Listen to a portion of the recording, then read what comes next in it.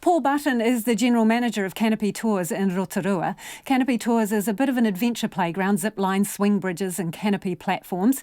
He's been listening to the Minister, Paul. We spoke to Matt Brady from Pan Pacific Travel earlier in the program, and he described today's budget as devastating. I'm just wondering, Paul, how would you describe the budget? I don't know if I'd use the word devastating, but it probably didn't fit the needs to a wide range of tourism businesses, no. In what way? The extending the subsidies is something that we were interested in, and it's not a long extension, and it's also does feel like it's a little bit later in the game. You know, we've been through a sort of a restructuring process over the last few weeks, and our team's been on a bit of a roller coaster ride, an emotional roller coaster ride. So it is challenging for everyone involved. What do you mean by that? The restructure? What did that involve? Were there job losses? We're in the middle of a restructuring. Yes, there are potential job losses. What kind of numbers are you looking at? We were looking at sort of a high percentage, like in the mid-80s of percentages. Of your staff that are going to go? Well, the wage subsidy will help them out. It will extend them, and if we can have the wage subsidy to support us whilst we approach to level 1, because we're not operating in level 2, that'll be really positive. That'll be a really good thing for us. Any thoughts on how many you will be able to hang on to as a result of the continuation of the wage subsidy? A good portion, to be fair.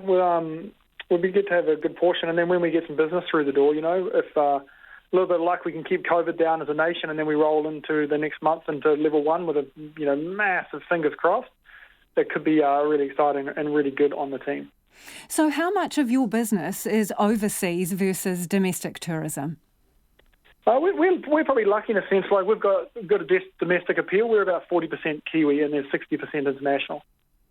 Right. So when the Minister is talking about launching a domestic campaign to get people to travel, well, is that enough? It has to be. For now, it has to be. We have no choice, right? We can't magic people to come and land and do activities. And I know the economy's had a king hit, and we just need Kiwis to travel. I kind of feel like level 2 is not going to encourage a lot of travel, but please don't take my word for that. I want to be proved wrong. And level 1 is when it'll be game on. I know Tourism New Zealand wants to release a campaign that really ignites tourism at level 1, but we just need Kiwis to be told to travel freely without concern of COVID. When do you need to get to level 1? If we could get there, we're realistic, right? But if we could get there in 4 weeks, we'd be really happy as an operator. And what if we don't?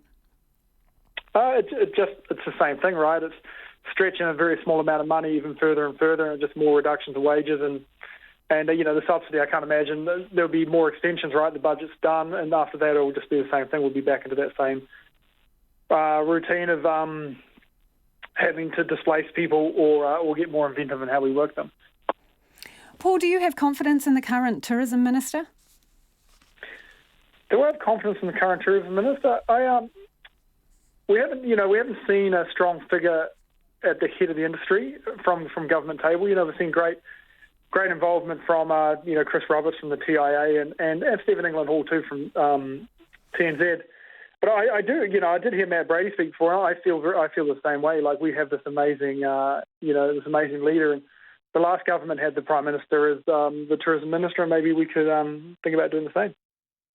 Really appreciate your time this evening. That's Paul Button, who's the General Manager of Canopy Tours in Rotorua.